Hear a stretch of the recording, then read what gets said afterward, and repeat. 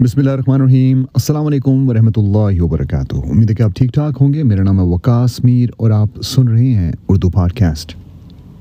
आज की पॉडकास्ट शुरू करूंगा एक कहानी से। एक ऊँटनी का बच्चा अपनी माँ से पूछता है कि माँ, हमारे जो कमर पे एक उभार है वो किस लिए है? तो माँ कहती है कि इसलिए कि उसमें पानी स्टोर हो सके, क्योंकि जब हम रेगिस्तान में होते हैं तो हमें पानी की शिद्दत होती है, ज़रूरत होती है, और फिर बाद में हम इसी पानी को इस्तेमाल कर सकते हैं। फिर वो पूछता है कि हमारे पाँव जो इतने नीचे से चौड़े क्यों हैं, इतने बड़े बड़े क्यों हैं? तो कहती है वो इसलिए क्योंकि रेगिस्तान में रेत बहुत होती है और वहाँ पर चलने के लिए आसानी होती है इसके साथ। ठीक है। तीसरा सवाल, हमारी पलकें इतनी बड़ी बड़ी क्यों हैं? हमारी आंखों के आगे इतने लंबे लंबे बाल क्यों हैं? तो कहती है इसलिए क्योंकि रेगिस्तान में रेत बहुत होती है और रेत जब उड़ती है तो आंखों में पड़ती है, इसलिए अल्लाह ताला ने हमें लंबी लंबी पलकें दी हैं। आगे से ऊँटनी का बच्चा कहता है, अगर ये सब कुछ हमें इसलिए दिया गया है कि हम रेगिस्तान में ये सब कुछ इस्तेमाल कर सकते हैं, तो हम इस चिड़िया घर में क्या कर रहे हैं? अपने इर्द गिर्द देखिए, क्या आपकी कहानी भी तो इस ऊँटनी के बच्चे की तरह नहीं है? क्या आप भी किसी ऐसी गलत जगह पे तो नहीं है जहाँ पर आप उभर नहीं पा रहे, बढ़ नहीं पा रहे, आगे चल नहीं पा रहे? अगर आपके साथ भी ये सिचुएशन है तो सबसे पहले इर्द गिर्द देखें, अपनी एनवायरनमेंट को चेंज कीजिए। जैसे जिम रॉन कहते थे कि अगर आपको कोई जगह जो है वो सूट नहीं कर रही तो मूव हो जाए वहाँ से। आप इंसान हैं, दरख्त नहीं है। ये चीज़ जो है ना हम भूल जाते हैं। हम कई दफ़ा एक ऐसी इन्वायरमेंट में रहते हैं जहाँ पर हम काम करते हैं, अपने आप को एक्सपैंड करने की कोशिश करते हैं कि हम ज़्यादा बेहतर से बेहतर बने, अपने आप को इम्प्रूव करने की कोशिश करते हैं, लेकिन हमारा माहौल जो होता है वो उस तरह का होता ही नहीं कि हम इम्प्रूव हो सकें। अगर आप किसी ऐसी जगह काम करते हैं 9 to 5 जहाँ पर आपके अंदर टैलेंट इतना भर भर के कूट के भरा हुआ है और आपका बॉस जो है बहुत खुश है इसलिए क्योंकि आप उनके लिए पैसे बना रहे हैं, लेकिन वही स्किल्स अगर आप अपने बिजनेस पे इस्तेमाल करते हैं तो आप कहाँ से कहाँ पहुँच सकते हैं। लेकिन आप इसलिए नहीं कर रहे क्योंकि आप रिस्क नहीं ले रहे। तो आप एक चिड़ियाघर में, आप एक ऐसी जगह पे फंसे हुए हैं जहाँ से निकलना आपको पड़ेगा अगर आपने अपनी ज़िंदगी में चेंजेस लाने हैं। तो अगर चेंजेस नहीं लाने ना और कंफर्ट जोन में रहना चाहते हैं तो फिर आप जहाँ हैं वहीं रहें। लेकिन वो पोजीशन जो होगी ना वो इसलिए नहीं होगी क्योंकि अल्लाह ताला ने आपको वहाँ पर रखा है। वो आपने अपने कंट्रोल से अपने ऊपर ये सिचुएशन लागू की है कि अल्लाह सुब्हानहू ताला, ठीक है, मैं ऐसे ही खुश हूँ, 9 to 5 काम करने से मैं बिल्कुल खुश हूँ और मुझे कोई मसला नहीं है। मैं जानता हूँ कि आपने मुझे बहुत टैलेंट से नवाजा है। मैं जानता हूँ कि मुझे इतना कुछ दिया है कि मैं अगर अपना बिज़नेस सेटअप करूँ, अपनी तिजारत शुरू करूँ तो मैं कहीं से कहीं पहुँच सकता हूँ। लेकिन मैं सारे ख्वाब जो है ना अपने बिस्तर मर्ग पर जाके देखूँगा और वहाँ पर भी मैं यही कहूँगा, काश मैं कर लेता। क्योंकि आप कहते हैं कि मैं करना चाहता हूँ लेकिन आप करते नहीं हैं।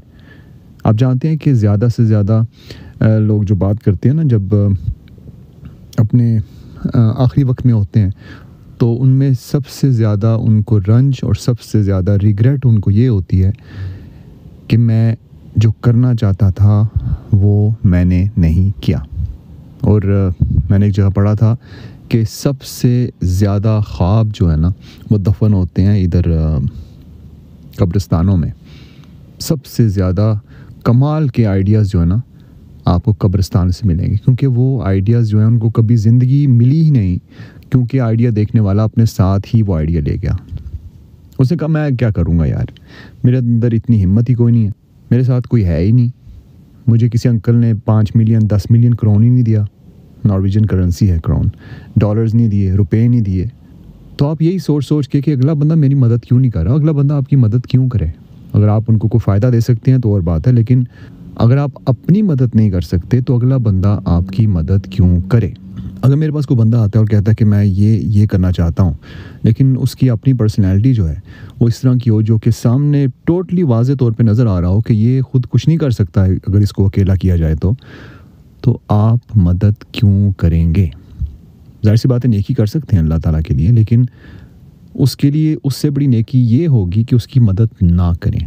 वो इसलिए क्योंकि अगर आप किसी ऐसे बंदे की मदद करते हैं जो कि ख़ुद अपनी मदद नहीं कर सकता तो आपने तो नेकी कर दी, लेकिन वो नेकी शायद किसी और के लिए बनी हो जो कि कुछ कर सकता हो। इसलिए अपने इर्द गिर्द देखिए, अपनी एनवायरनमेंट को देखिए, अपने इर्द गिर्द दोस्तों को देखिए, अपने दुश्मनों को देखिए, हर उस बंदे को देखिए जो कि आपके आइडियाज़ को पसंद करता है, उसको अप्रिशिएट करता है और आपकी मदद करना चाहता है। ज़रूरी नहीं कि फाइनेंशियली हो, मोरली भी कर सकते हैं। सपोर्ट करना, बातों से उनके साथ आइडियाज़ डिस्कस करें। कई दफ़ा ऐसा होता है कि ऐसे आइडियाज़ जो होते हैं जो कि आपके माइंड में हो, वो मैच्योर होते हैं। जब आप उन किसी के साथ बैठते हैं तो सही तरह से वो आइडियाज़ कहीं से कहीं जा सकते हैं। क्योंकि मुझे याद पड़ता है कि मैंने जब एक बिज़नेस सेटअप करना था, एक दोस्त के साथ बैठा, रेडियो स्टेशन हमने लॉन्च करना था। तो बातों बातों में ही एक हम कैफ़े पे बैठे और वहाँ पर एक हमने थोड़ी सी कॉफ़ी पी रहे थे, साथ साथ एक टिश्यू पेपर निकाला और उसके ऊपर ही हमने पूरे दुनिया का सबसे ज़्यादा सुनने जाने वाला रेडियो स्टेशन, उस टाइम पे online radio station craze FM के नाम से, एक छोटे से टिश्यू पेपर के ऊपर डिज़ाइन हुआ। उसके बाद अवार्ड्स भी मिले।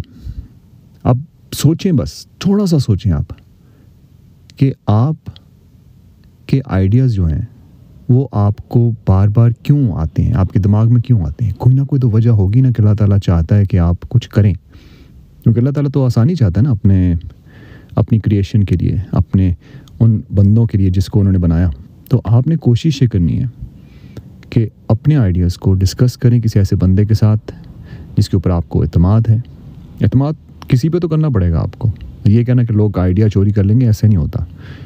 मेरा आइडिया जो है अगर मैं किसी के साथ शेयर करता हूँ तो 99.9% चांस है कि वो उसको उस तरह से आगे ले के जा ही नहीं सकता, क्योंकि वो बंदा मैं नहीं हूँ। इतना एतमाद मुझे है अपने कुछ आइडियाज़ पे कि वो आइडियाज़ जो हैं वो सिर्फ मैं ही कर सकता हूँ एक हद तक।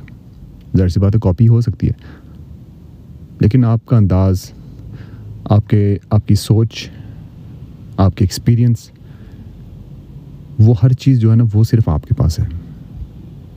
अगर कोई ऐसा आइडिया जो कि कॉपी हो सकता है करें, लेकिन अगर उसका शौक़ नहीं है तो वो बस कॉपी पेस्ट ही हो रहा है। इस्तिखारा कीजिए, अल्लाह ताला के आगे दुआ कीजिए कि अल्लाह ताला आपको समझ दे कि आप अपने पाँव पे खड़े हो सकें, अपनी फैमिली को सपोर्ट कर सकें, अपने आप को सपोर्ट कर सकें, अपने माशरे को सपोर्ट कर सकें। ज़ाहिर सी बात अगर आप काम शुरू करेंगे, काम चल गया तो आप दूसरों को भी हायर करेंगे। ज़िंदगियाँ लोगों की आसान करें। आप सुन रहे थे उर्दू पॉडकास्ट और मेरा नाम है वकास मीर।